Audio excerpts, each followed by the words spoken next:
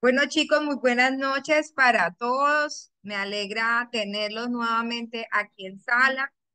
Eh, Vamos entonces a hacer un quizzes inicial que no se demora mucho, tiene 8 preguntitas. Lo vamos a hacer al ritmo del maestro, es decir, que ustedes no lo van a hacer solos. Vamos a ir haciendo como el análisis de los términos filosóficos que ustedes deben manejar. Hay algunos otros términos que hoy pues vamos a analizar un poco porque es necesario que ustedes ganen vocabulario para poder responder más asertivamente las respuestas de la prueba de filosofía. Bien, entonces yo creo que ya con esto vamos a dar inicio. Cualquier cosa de todas maneras queda arriba el código para que lo coloquen las personas que vayan a ingresar. ¿Listo? 5, 4, 3, 2, 1. Iniciamos.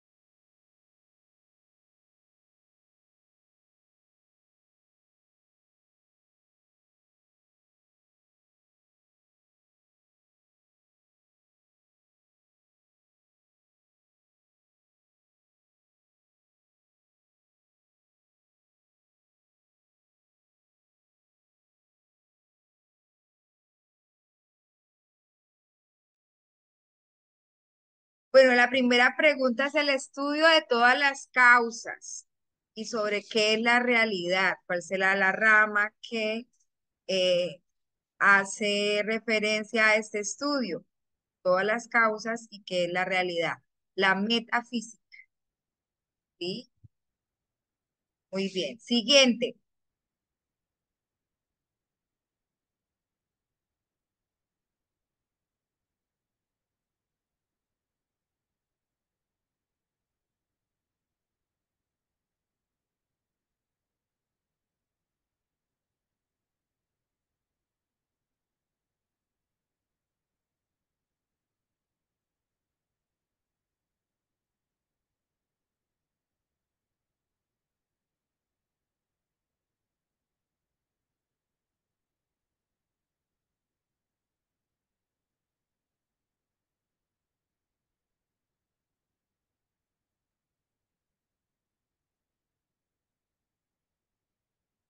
Bueno, Víctor, a la cabeza. Muy bien, se le conoce como la regla para pensar de modo adecuado, ¿sí? Colocarle lógica al pensamiento. Muy bien. Siguiente.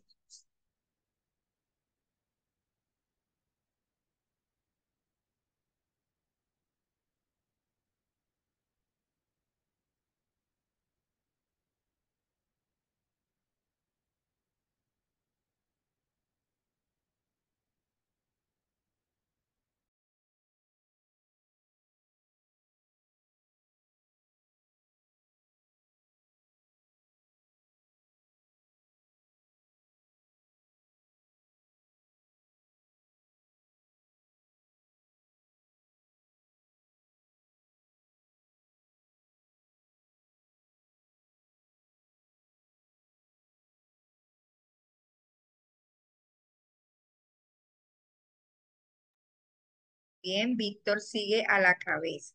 Entonces, esa investigación del conocimiento para determinar el origen, la naturaleza, los métodos y los límites se le conoce como epistemología. Bien, investigación del conocimiento para determinar el origen y la naturaleza de las cosas. Siguiente.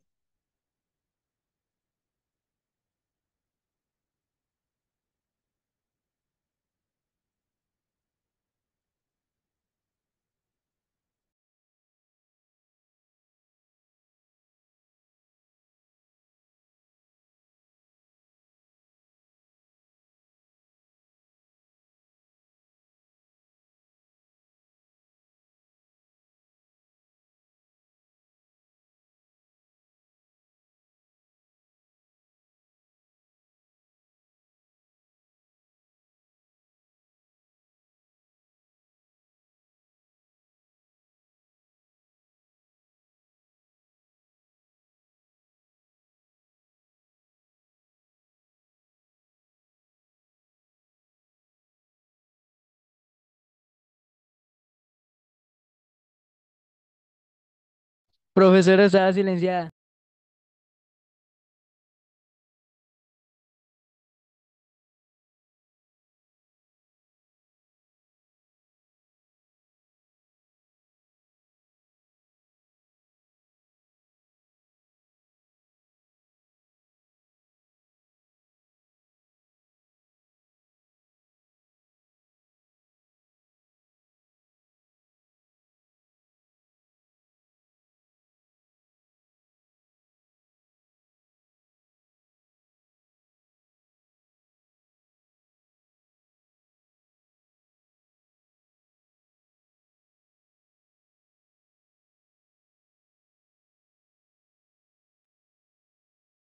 Bueno, muy bien, Víctor, sigue estando a la cabeza.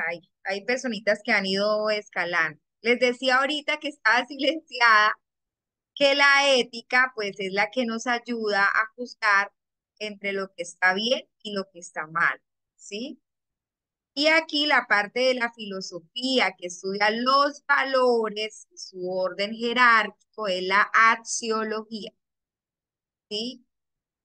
Ya habíamos hablado de metafísica, que ahí está mal, les faltó la SI, y ética fue la que acabamos de contestar. Bien, siguiente pregunta.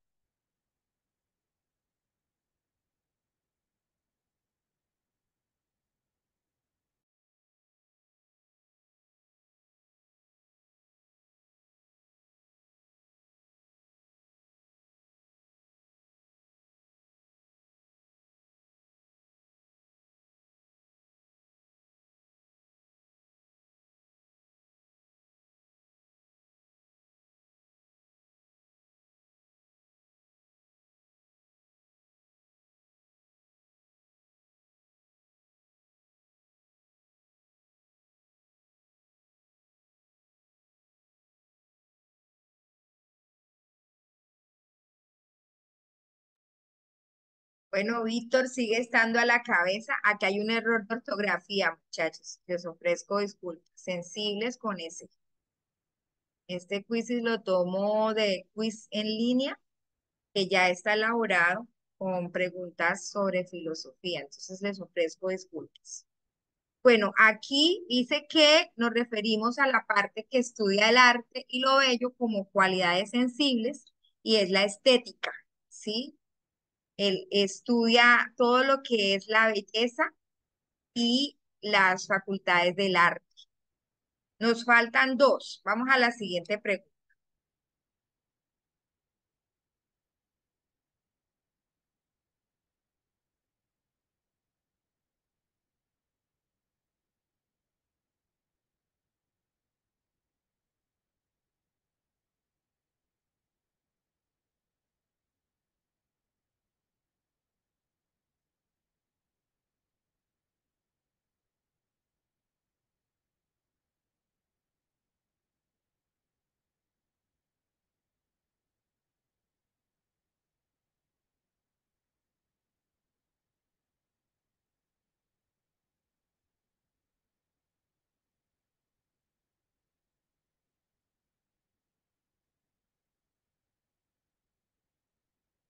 Bueno, Víctor sigue estando a la cabeza. Muy bien, Víctor.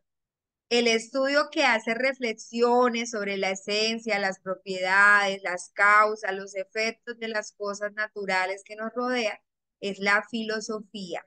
La filosofía nos ayuda a pensar, a cuestionar, a reflexionar. Vamos con la última pregunta.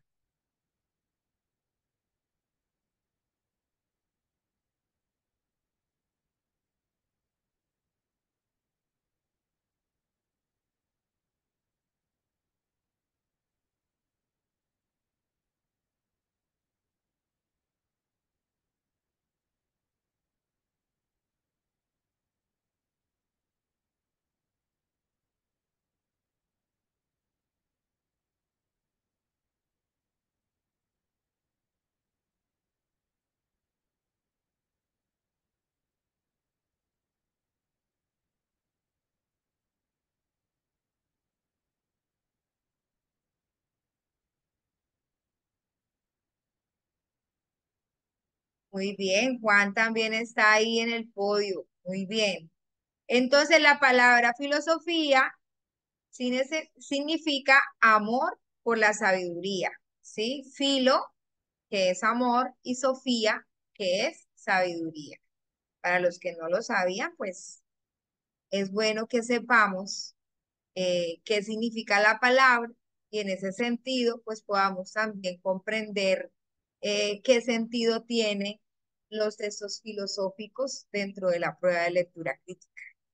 Bien, el amor a la sabiduría, bien, al saber pensar. Vamos a acabar aquí ya con la eh, definición de quienes quedaron en el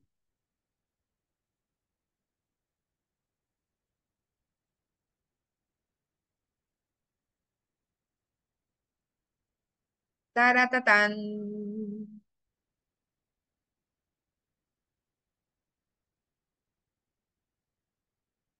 Efraín David, Juan Mora y Víctor Rojas. Muy bien, felicitaciones, muchachos. Bueno, ahora les voy a compartir las diapositivas de hoy. El jueves anterior habíamos estado hablando de un personaje, de un filósofo. ¿Sí recuerdan de quién hablamos? ¿O ya se les olvidó? ¿De quién habíamos hablado?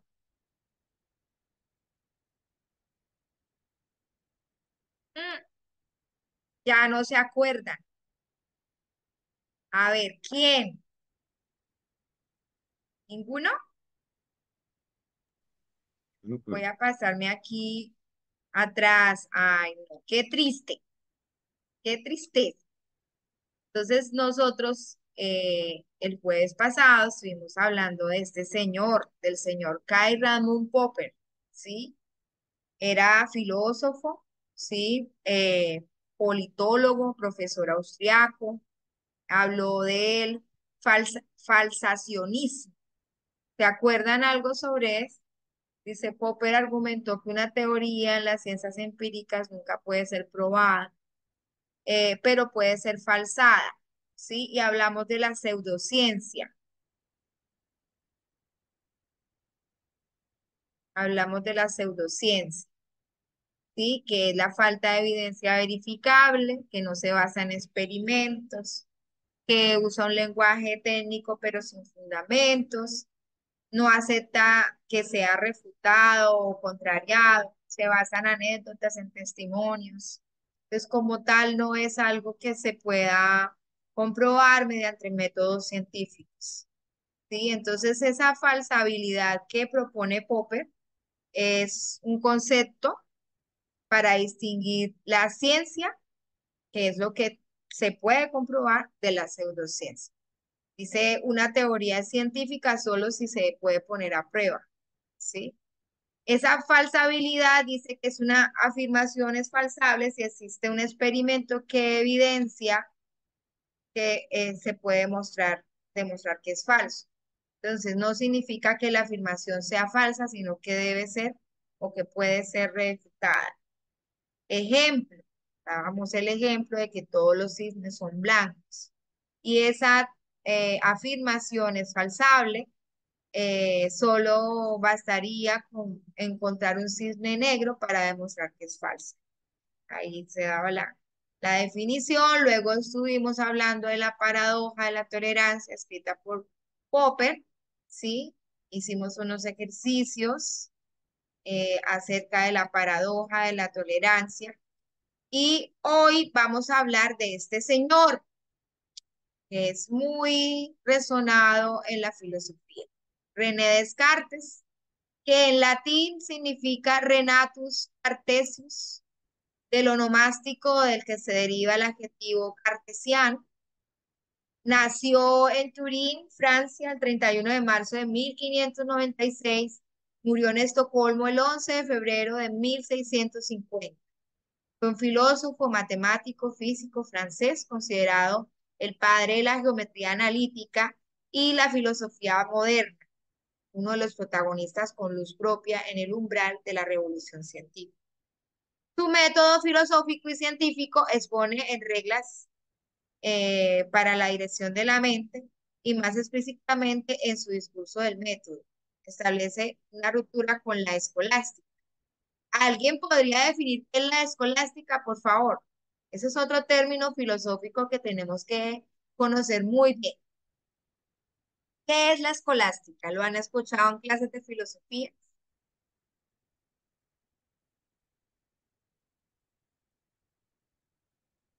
¿Me están escuchando bien, chicos? Sí, señora. Señora. ¿Sí saben qué es la escolástica? Este término surge por allá en la Edad Media. Había ahí como una pelea entre la fe y la razón. ¿Si lo habían escuchado o no? Si no lo habían escuchado, no importa, aquí lo aprendemos. Sí, pero la escolástica surge en la Edad Media precisamente para tratar de conciliar esos dos conceptos, tratar de llegar a un acuerdo entre la fe y la razón, ¿sí? Eh, Eso se enseñaba pues en las universidades, en las primeras universidades. Era como una clase, como decir asisto a clase de matemáticas o asisto a clase de ciencias, ¿sí? La escolástica era como una asignatura más. Dice, está caracterizado por su simplicidad. Dice, en su discurso del método, Descartes propone únicamente cuatro normas y pretende romper con los interminables razonamientos escolásticos. Ustedes han estado en esos interminables razonamientos que proponen los profes de filosofía, que a veces no llegamos a nada, pero bueno, hacemos la reflexión. A veces hay chicos que preguntan, eh, ¿para qué me sirve esto? Porque a veces no entendemos bien los razonamientos. Es importante hacer como ese discernimiento, pero a partir de las teorías. Dice, su declaración filosófica más conocida es cogito ergo sum, que en latín significa pienso, luego existo. Se encuentra en el discurso del método que él escribió en el año de 1637, siglo XVII, y en Principios de la Filosofía en 1644. Fue un elemento esencial del racionalismo occidental que decía que la mente era la fuente principal y confiable del conocimiento.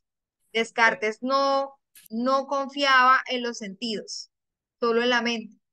Profe, Dice, contraria, ¿sí? usted está, eh, la diapositiva que está leyendo la está, Ay, no, no me digan que no estaban viendo la diapositiva. Ahora sí. sí, ahora sí, ya gracias. Ay, perdón, no sabía que no la estaban viendo. Bueno, entonces esa expresión latín de cogito ergo sum, que significa pienso luego existo, se encuentra en el discurso del método, ya lo dijimos. Entonces, ¿qué propone Descartes? Que la mente sea la fuente principal y verdaderamente confiable de todo conocimiento. En cambio, en la escuela empirista, ya habíamos hablado de que él era el empirismo, ¿cierto? ¿Sí lo recuerdan? Yo Recuerdo recuerdo que hablamos eso con Popper. bien. Popper, hablando de pseudociencia, tuvimos que abordar el término. Si lo recuerdan, que era el empirismo,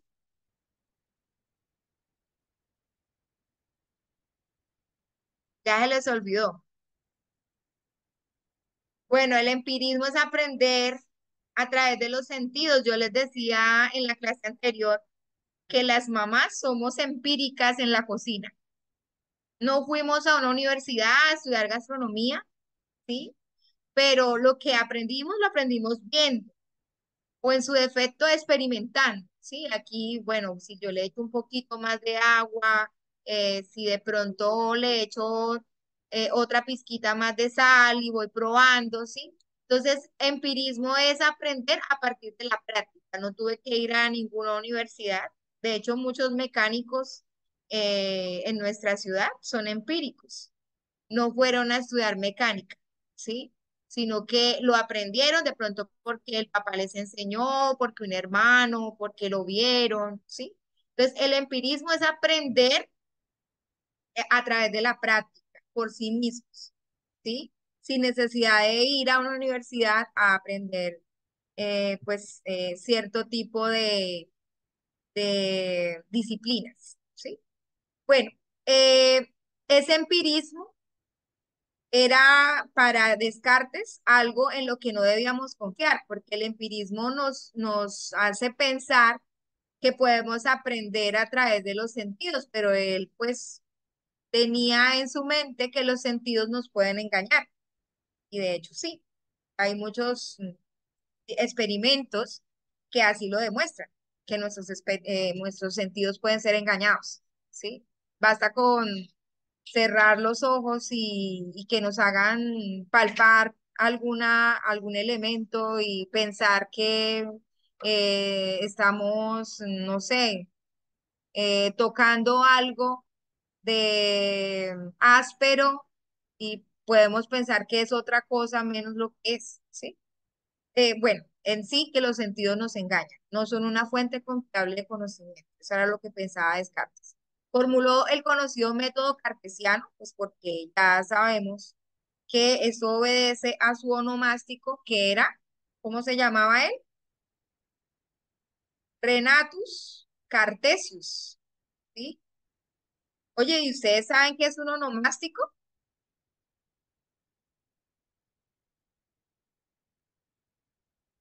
Ni idea. Bueno, se vale no saber.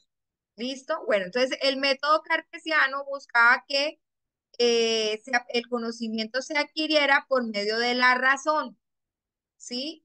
Y basándose en la duda. Entonces dice que rompió con la tradición aristotélica. Y para quienes han escuchado a Aristóteles y han sido muy juiciosos estudiando a Aristóteles, saben que para Aristóteles el alma no puede vivir sin el cuerpo, porque deben estar unidos, ¿sí? Descartes, pues, estableció que eso era un dualismo sustancial.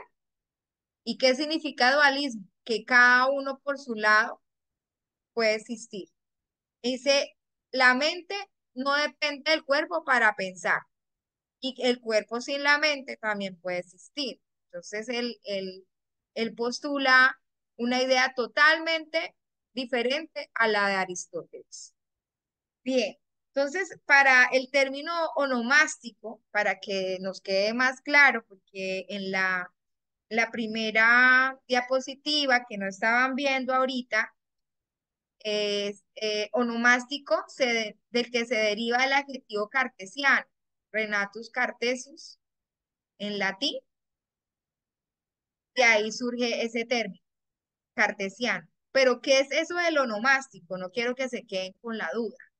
La onomástica es el estudio del origen, del significado, del uso de los nombres propios, tanto de personas como de lugares. Y pues tiene dos ramas. La primera es la antroponimia, que se enfoca en los nombres de personas como Juan, María, Rodrigo, ¿sí? Y la toponimia, que se refiere pues a los nombres que se originan, eh, a los nombres de ciertos lugares, ¿sí? Entonces, como de dónde se origina el nombre Bogotá, por ejemplo, o Machu Picchu, o Amazonas, ¿sí? La onomástica analiza cosas como el significado original del nombre, por ejemplo, Sofía, que decíamos ahorita en la palabra filosofía. Sofía significa sabiduría en griego, ¿sí? Su evolución a lo largo del tiempo, ¿sí? Porque los nombres pueden haber ido adquiriendo nuevos significados o nuevas raíces etimológicas de acuerdo a lo que va surgiendo a través del tiempo. Dice, los nombres reflejan aspectos culturales, históricos, religiosos, y eso también se aplica para entender tradiciones familiares, nombres heredados, costumbres regionales, incluso fenómenos sociales como la moda. Para nadie es un secreto que muchos de nuestros nombres se deben a la moda de ciertas épocas, ¿sí? Entonces nuestro papá en aquella época vio una novela y le gustó, la novela estaba de moda, como Betty la Fea, entonces, ay, tan bonita Betty, yo voy a ponerle a mi hijo o a mi hija Betty, ¿sí? El día del santo, ay, yo nací el día de San José, entonces se llama Josefina. Eh, la moda de los nombres es un fenómeno sociocultural, ¿sí? En los años 90 Shakira empezó a sonar mucho en América Latina y el nombre se volvió más común de lo que se creía, ¿sí? En el Mundial del 2010, algunos países se popularizó el nombre de Messi, entonces ahora todo el mundo le colocaba Messi. O me vi Crepúsculo, entonces voy a ir a cambiarme el nombre, me pongo Vela o voy a ponerle así a mi hija, ¿sí? Y así sucesivamente.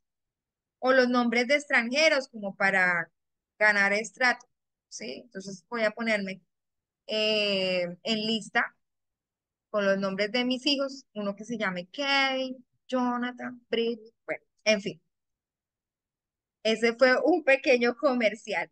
Ahora, después de estar viendo pues la teoría de Descartes y sabiendo que Descartes pone la mente por encima del cuerpo, entonces vamos a proceder con las preguntas.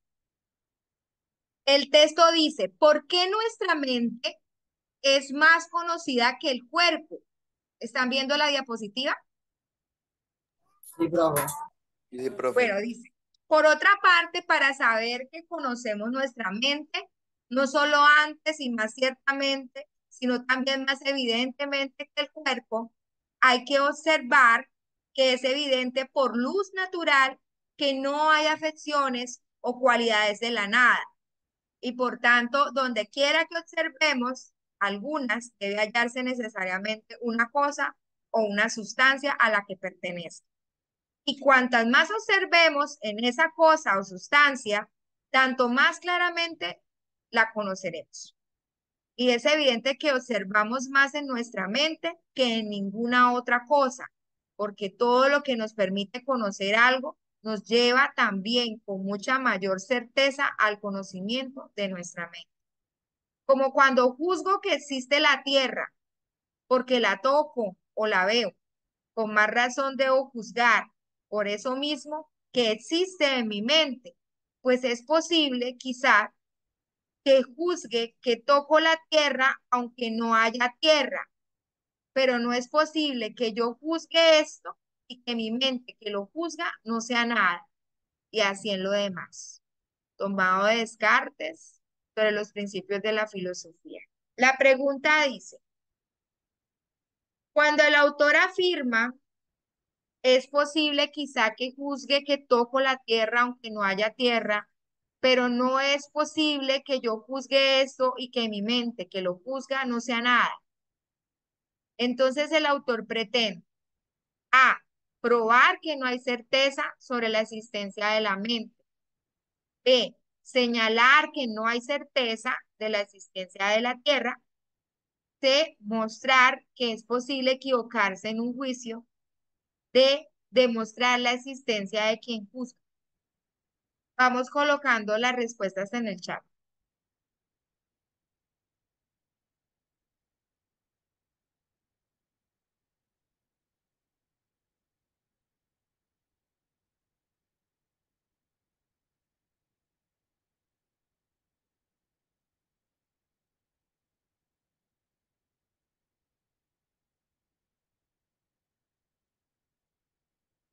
Bueno, ahí están como dudosos.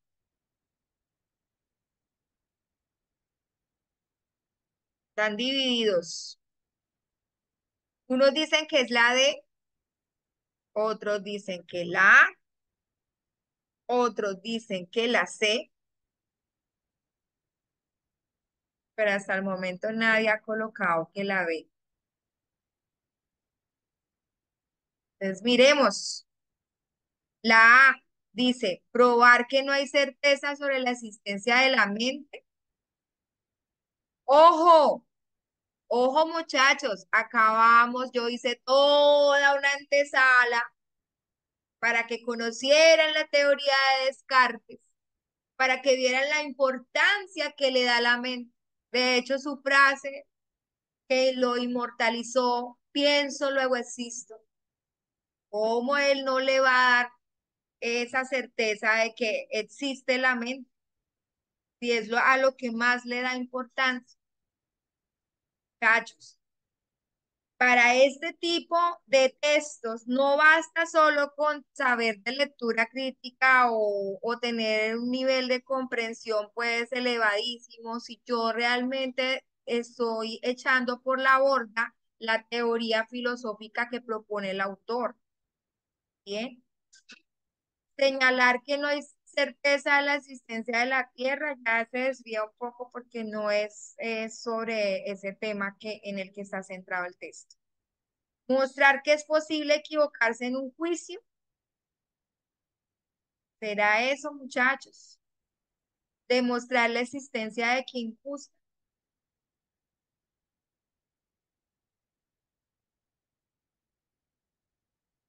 Bueno, el autor argumenta que aunque podríamos dudar de la existencia de la Tierra, como manera de escepticismo, no podemos dudar de la existencia de nuestra propia mente, ya que es la que realiza el juicio. ¿Quién realiza el juicio? La mente. Este razonamiento está alineado con el pensamiento de Descartes, que fue toda la antesala que acabé de hacer, donde él establece que el simple hecho de dudar o pensar demuestra la existencia de la mente, porque es la mente quien duda o quien piensa, ¿sí? Por lo tanto, la respuesta era la de demostrar la existencia de quien juzga. Y cuando hablamos de quien juzga, ¿a qué me estoy refiriendo, muchachos? ¿A quién o a qué me estoy refiriendo? A la mente. A la mente. Muy bien. Vamos a la siguiente pregunta. Dice, la afirmación, no hay afecciones o cualidades de la nada, permite A, sostener que si observamos algunas cualidades, entonces existe algo a lo que pertenece. B, afirmar que aunque existe una sustancia, no podemos conocer sus cualidades.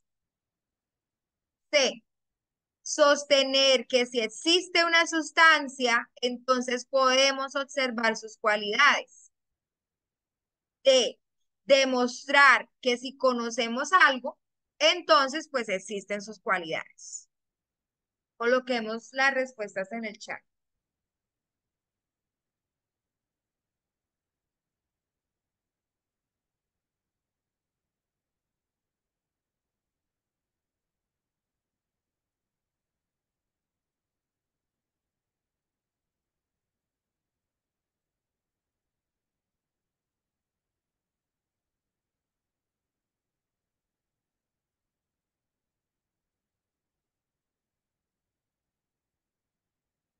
Bueno, aquí hay chicos que dicen que es la A, otros que es la B, otros que la C y otros que la D. O sea, no hay como tal un criterio unificado. Bueno, hay alguien que me repitió la C varias veces para que diga que la C. Vamos a analizar entonces la respuesta. Bueno, partamos de qué son las afecciones, ¿sí? Por eso yo les coloqué aquí debajito la definición. Una afección es un apego, es cariño, es simpatía, es afecto, ¿sí? Entonces dice que no hay afecciones o cualidades de la nada. Si hay un afecto, un apego, es porque donde quiera que observemos, tenemos relación con esa sustancia, la conocemos, ¿sí? Entonces, la respuesta era la A, sostener que si observamos algunas cualidades, entonces existe algo a lo que esas cualidades pertenecen, ¿sí? La afirmación no hay afecciones o cualidades de la nada implica que esas cualidades o esos afectos no pueden existir sin que haya una sustancia o algo a lo que nos aferremos, ¿sí? Es decir, si podemos observar cualidades como lo son el color, la forma, el tamaño, Eso nos lleva a concluir que debe existir algo que tenga esas cualidades. Por lo tanto, se sostiene que si observamos alguna cualidad, debe existir algo a lo que esas cualidades pertenecen. ¿Está claro? ¿O hay alguna pregunta?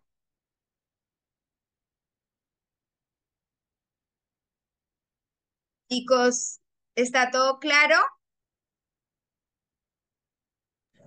Sí, Sí, señora. señora. Señora, Bueno, Señora. listo.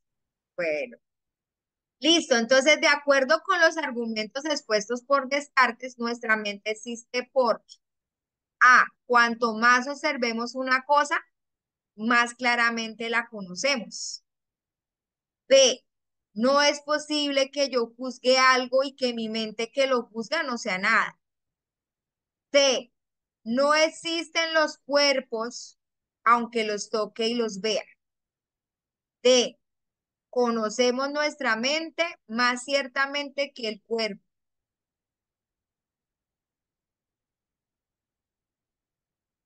Conocemos nuestra mente más ciertamente que el cuerpo. Eso es lo que está argumentando Descartes. Bueno, miremos las respuestas que se están colocando en el chat.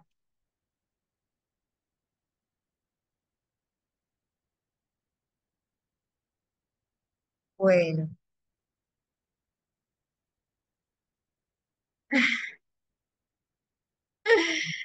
bien, bien, súper. Bueno, hay personitas que dicen que la A, otros que la C, otros que la B. Algunos me mandan hasta sus argumentos, súper. Bien. Pero están divididos entre A, B y D. Bueno, hay alguien que colocó la C. O sea, no hay tampoco una respuesta unificada. A veces todos coinciden en la misma, pero esta vez están divididos.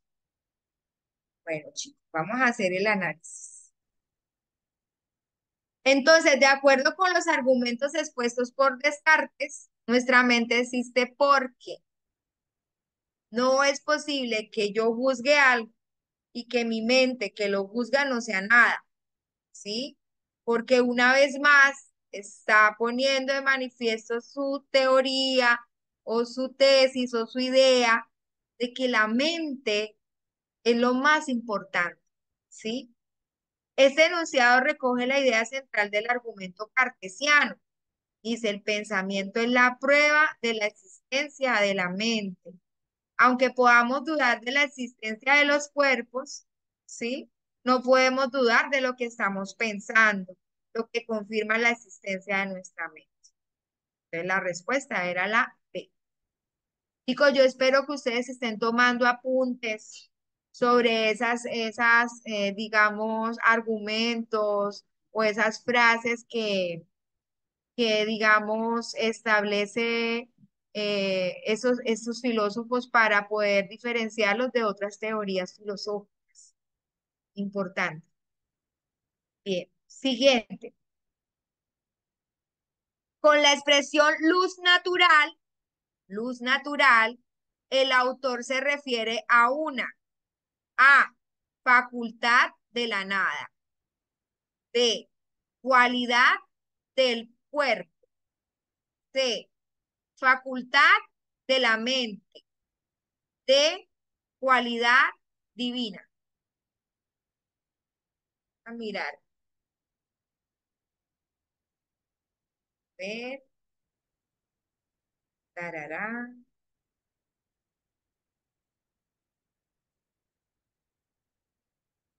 A ver, leamos bien el enunciado, muchachos. Luz natural.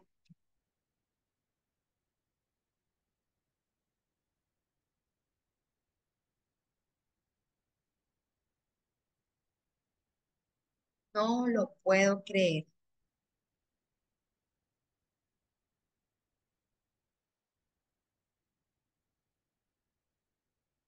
Bueno, están divididos. Están entre A, no mentira, sí, A, B y C. Bueno, y alguien colocó la D. Muchachos, muchachos, concentrados. ¿Cuál es la teoría que está defendiendo Descartes? ¿Cuál es el tema central aquí? ¿Será que estamos hablando de cualidades divinas? ¿Será que estamos hablando de facultades de la nada? Surgen de la nada. Facultad de la Ah, mente. exacto, repito. Entonces, la respuesta correcta es facultad de la mente. Desde que iniciamos explicando las teorías de Descartes, hemos hablado de la importancia que le da Descartes a la mente. Bien, en la filosofía cartesiana, la luz natural hace referencia a la capacidad de la razón humana. Esa luz es la razón. ¿Para qué? Para alcanzar la verdad mediante el pensamiento claro y distinto. Después dice, es una facultad inherente. ¿Qué significa la palabra inherente?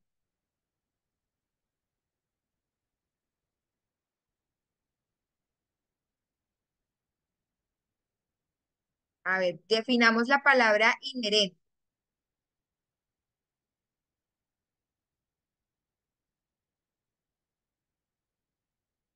¿Ya la buscaron?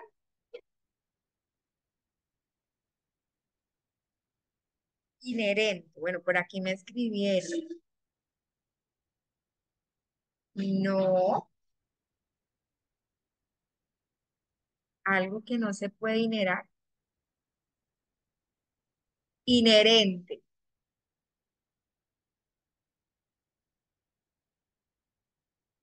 Inherente, dice, facultad Profe, ¿no inherente, sería, ¿sí?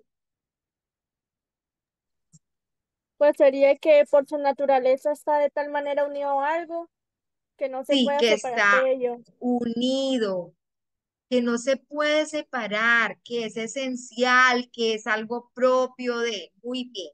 Es facultad inherente a la mente que nos permite reconocer principios evidentes sin necesidad de una prueba externa. Bien, vamos a la siguiente. ¿Qué hora tenemos, chicos?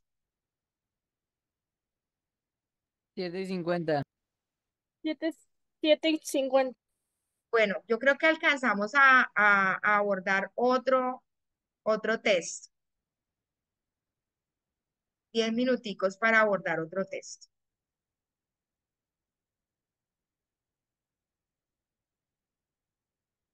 Listo. Bueno, aquí vamos a hablar de otro texto que es un texto argumentativo.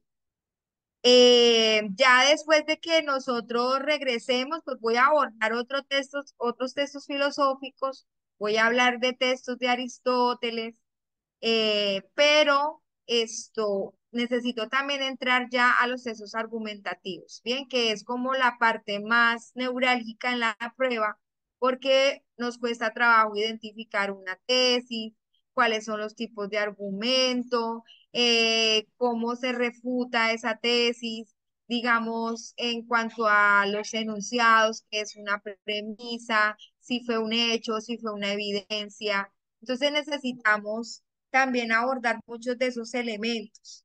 Por eso es importante que, digamos, vamos a seguir abordando los textos filosóficos, pero lo voy a hacer a manera de como mitad de la clase filosófica y mitad argumentativa, ¿vale?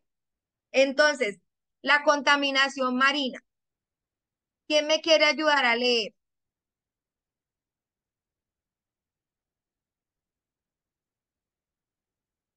Yo, profesora. Dale, Víctor. La contaminación marina. Debido a la inmensidad y profundidad de los océanos, hasta hace poco se creía que podrían ser utilizados para verter basura y sustancias químicas en cantidades ilimitadas, sin que esto tuviera consecuencias importantes. Los partidarios de continuar con los vertidos en los océanos incluso tienen un eslogan: la solución a contaminación es la dilución. En la actualidad, basta con fijarse en la zona muerta del tamaño del estado de Nueva Jersey, que se forma cada verano en la delta del río Mississippi, o en la extensión de 1.600 kilómetros de plástico en descomposición en el Pacífico Norte, para darse cuenta de que esta ideología de la dilución ha contribuido a llevar al borde del colapso lo que tiempo atrás fue un ecosistema océano próspero. Existen pruebas de que los océanos han sufrido a manos de los hombres durante miles de años. Sin embargo, estudios recientes demuestran que la degradación, especialmente en las zonas costeras, se ha acelerado notablemente en los últimos 3 siglos, a medida que han aumentado los vertidos industriales y los contaminantes procedentes de explotaciones agrarias y ciudades costeras. Algunos de los contaminantes más comunes derivados de la actividad humana son los plaguicidas, fertilizantes químicos, detergentes, hidrocarburos, aguas residuales, plásticos y otros sólidos. Muchos de estos contaminantes se acumulan en las profundidades del océano, donde son ingeridos por pequeños organismos marinos a través de los cuales se introducen en la cadena alimentaria global. Los fertilizantes ricos en nitrógeno que utilizan los productores agrícolas en zonas del interior, por ejemplo, acaban en las corrientes, ríos y aguas subterráneas locales, y más tarde se depositan en los estuarios, bahías y deltas.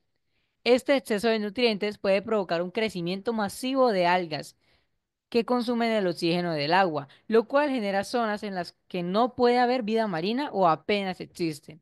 Los científicos han descubierto 400 zonas muertas con estas características por todo el planeta. Los humanos comienzan a percatarse de la insostenibilidad de la filosofía de la dilución. Muchas leyes nacionales y protocolos internacionales prohíben en la actualidad el vertido de sustancias nocivas en los océanos, si bien su explicación es a menudo incierta. Su aplicación. Se están creando santuarios marinos con el fin de mantener ecosistemas marinos pristinos. Asimismo, se están llevando a cabo iniciativas aisladas que han logrado cierto éxito en la restauración de estuarios y bahías. Muy bien. Tomado de National Geographic, el océano, cuestiones críticas sobre problemas de la contaminación marina. ¿Cuál es la relación argumentativa entre los dos enunciados del texto que se presentan a continuación? Perdón. Debido a la inmensidad y profundidad de los océanos, hasta hace poco se creía que podrían ser utilizados para verter basura y sustancias químicas en cantidades ilimitadas sin que esto tuviera consecuencias importantes. Y el segundo enunciado es que esos recientes estudios demuestran que la degradación, especialmente en las zonas costeras, se ha acelerado notablemente en los últimos 3 siglos. Entonces, es necesario que conozcamos qué es una premisa, qué es una evidencia, ¿sí? ¿Cuál podría ser la estructura de una introducción? ¿Qué es una descripción? Un antecedente, un fundamento, una conjetura, una contraevidencia. Entonces vamos a contestar basándonos en nuestros saberes previos y ahorita hacemos la aclaración antes de terminar la sesión.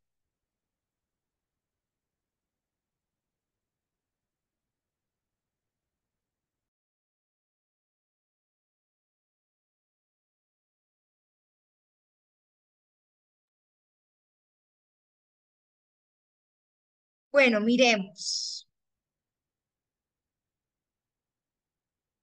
Bueno, aquí hablan de que la D, 100% seguro que la D.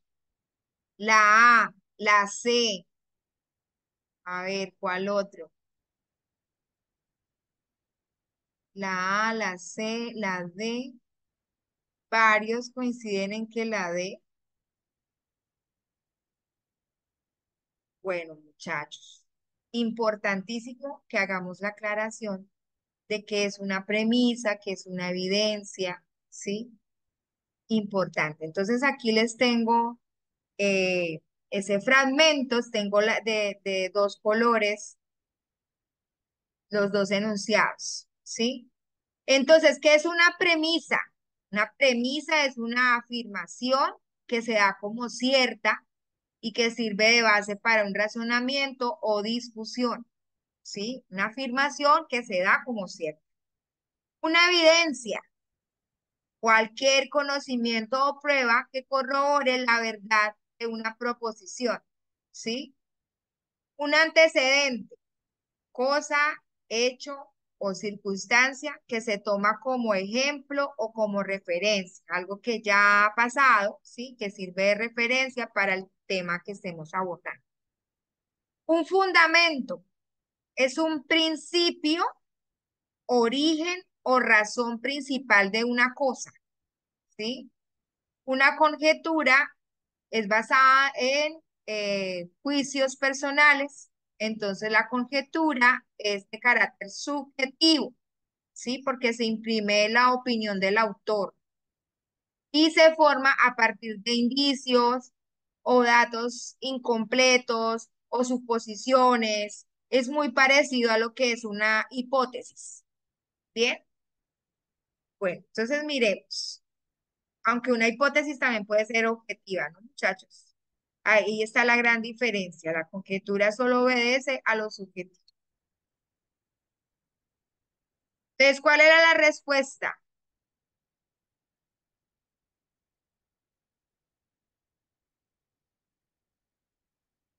Ya habiendo aclarado todos los términos, ¿cuál era la respuesta? Voy a volver a colocar las opciones. Premisa, evidencia, introducción, descripción, antecedente, fundamento, conjetura, contraevidencia. Miremos que arriba dice que debido a la inmensidad y profundidad de los océanos, hasta hace poco se creía que podían ser utilizados para verter basura y sustancias químicas en cantidades ilimitadas. ¿Eso qué es, muchachos?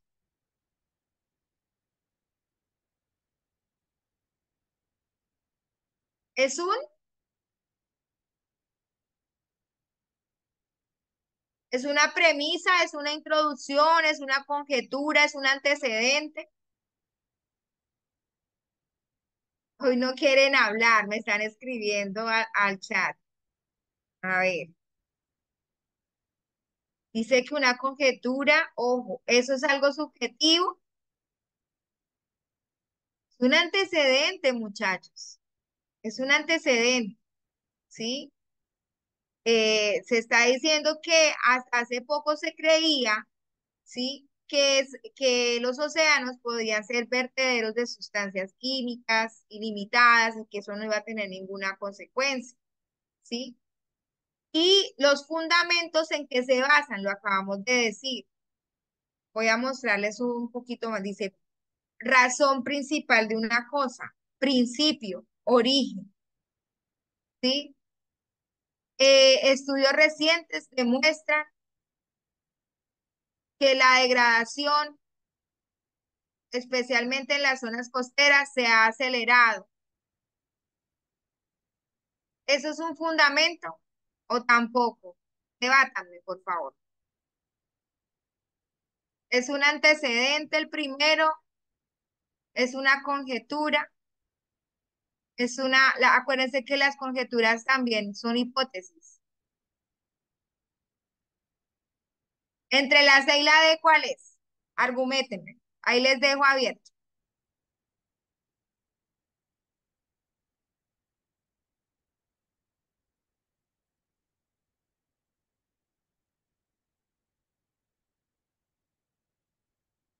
Bueno, la clave está, muchachos, en saber si esa creencia está basada, pues, en un hecho confiable.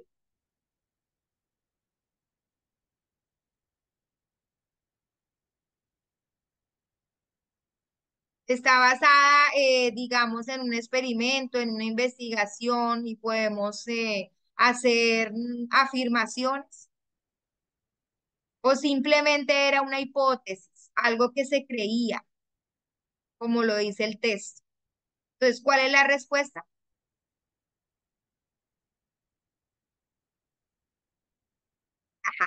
Es que unos dicen conjetura y otros dicen antecedente.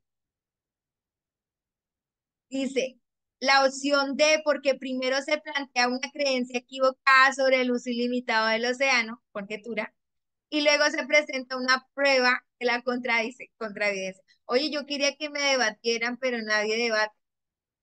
Contra evidencia. Porque es una evidencia, porque es un estudio, ¿sí? Acerca de la degradación que se da en las zonas costeras.